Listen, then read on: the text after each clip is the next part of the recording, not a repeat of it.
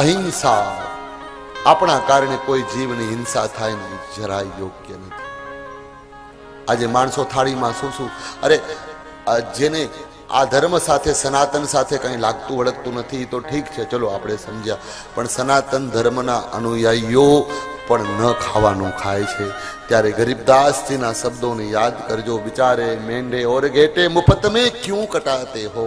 શું કામ ભગવાને આટલું બધું કાજુ બદામ પિસ્તા આલુ અંજીર અખરોટ ચૂરમાના લાડુ અને મેથીના લાડુ, કેટલા પ્રકારના લાડુ, કેટલા પ્રકારના મોહનથાળ, કેટલા પ્રકારની બરફી, એ દહીંથરા, શક્કરપારા, તમે આ વાનગીઓ બનાવો, ફરસી પૂરી, સાદી પૂરી, ખારી પૂરી, તીખી પૂરી, મીઠી પૂરી, અરે પરોઠા, થેપલા, થેપલાના કેટલા પ્રકાર, આપણે ત્યાં 56 ભોગ છે, આટલી આટલી વાનગીઓ છે, છાશ 12 પ્રકારની તો છાશ બને છે, દહીંમાંથી વઘારેલી દહીં, આ તે આટલી વાનગીઓ બનતી હોય અને છતાંય જો આપણે નોનવેજ ખાઈએ તો ભગવાન રામને શરમ આવે. ધિક્કાર છે એમને કે ભગવાને આટલું ખાવું, આટલા બધા પકવાન બનાવ્યા, તમારામાં ત્રેવડ હોય ખાવા, દુનિયામાં કેટલી કેટલી વાનગીઓ છે, અને તમે કોઈના દીકરાને કાપી નાખો, હે ગૌને કાપી નાખે, ઘેટા બકરાને કાપી નાખે અને એને ખાતા હોય, જ્યારે આ યોગ્ય લાગે?